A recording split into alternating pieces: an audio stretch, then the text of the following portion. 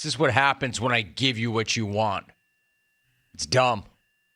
Listen, you know things are bad for the mumbler when he's got former players viciously chirping him on Twitter. As an example, two-time Super Bowl champ Asante Samuel, who tweeted this yesterday. It's a really well-respected player, right? Quote, Belichick is starting to show you he is an average coach without Brady. End of tweet. Uh-oh! Yeah, I mean, not exactly a hot take. Not exactly an original take. However, it's a former player saying that about him, right?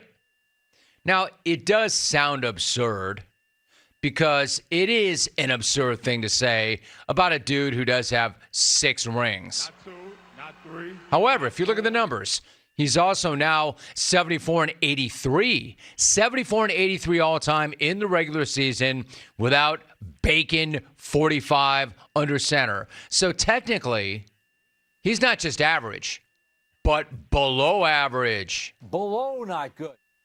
Now, nobody really thinks that the Hood is anything other than a head coaching legend, which is exactly why people are so confused as to how he could butcher the handling of his young quarterbacks as badly as he did Monday night, and why he keeps making it worse.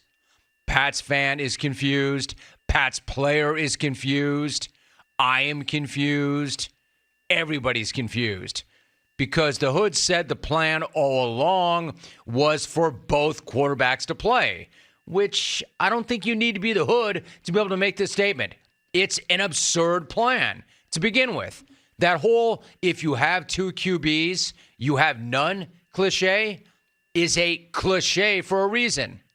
However, allegedly, that was the plan from the beginning.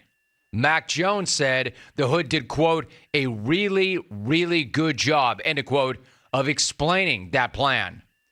Yeah, I guess, except that apparently nobody else was in on that plan. Because after the game, you had some really key guys on that team saying they knew nothing about it.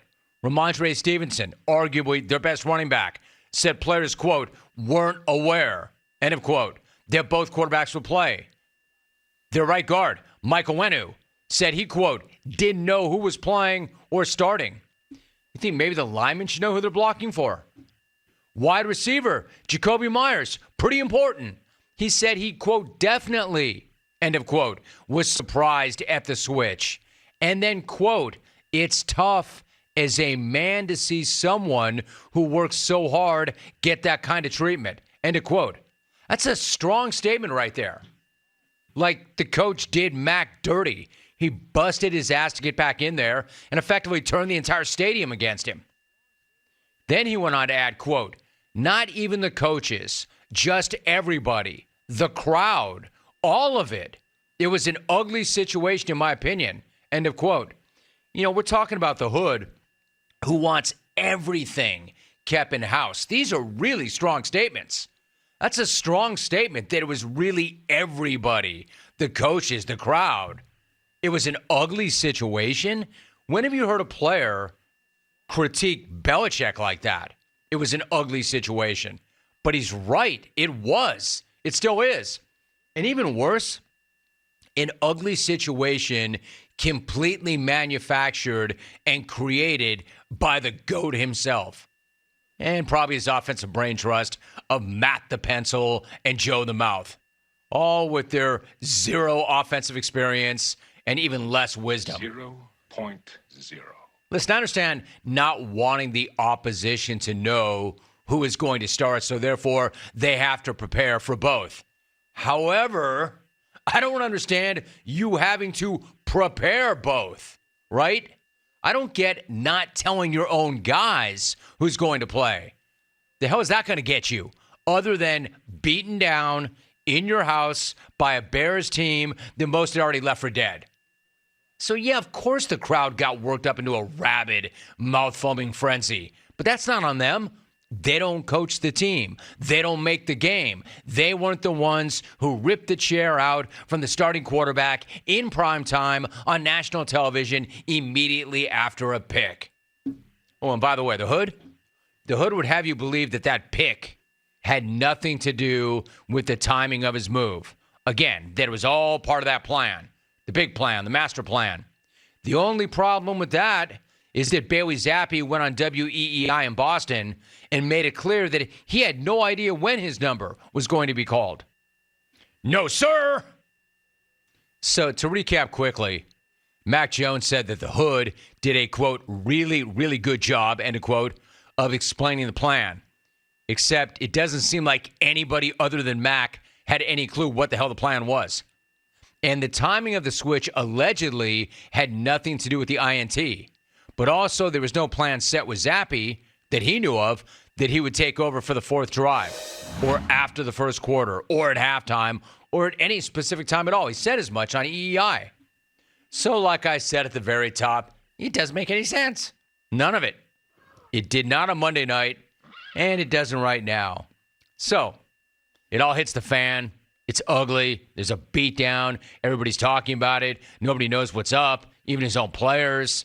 So, of course, after presiding over and creating this entire disaster, the Mumbler had a chance to provide some clarity to the entire thing, settle everybody down, let us know what's up. He had that opportunity when he met with the media yesterday, an opportunity to clarify things. And, of course, he clarified nothing at all because he never clarifies anything. He barely even opens his mouth to speak. He could not be any less clear if he tried.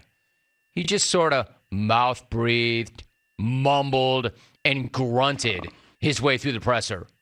You know, like he mouth-breathed, mumbled, and grunted his way through the postgame Monday night, even though the guy was facing completely legitimate questions.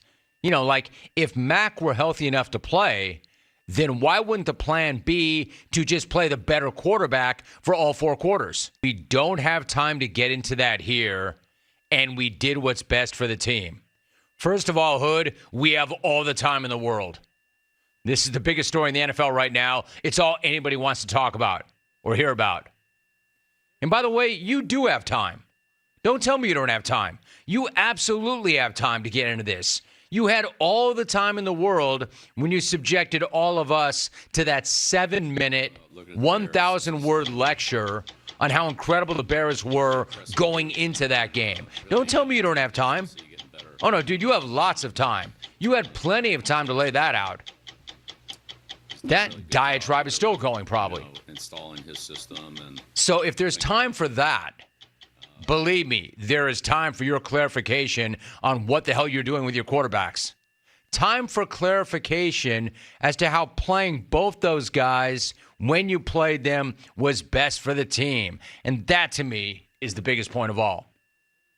Since when has trying to get two young quarterbacks ready, one coming off injury, and playing them both without telling anybody else on the team been the best thing for the team? Let me repeat that. You say, the guy always says that. Everything is, we're just trying to do what's best for the team. It's just what's best for the team. We're just doing what's best for the team. When has trying to get two young quarterbacks ready at the same time without telling anybody else been the best thing for the team? I'll tell you when. Never. I know that's your go-to for everything, your standard response to every question ever. We're just trying to do what's best for the team. But how the hell could this be what's best for your team? Just repeating that over and over and over again is not going to make these questions stop, especially since clearly it's not what's best for the team. Monday night's excuse for why he couldn't say who the actual starter is moving forward was, we just finished the game.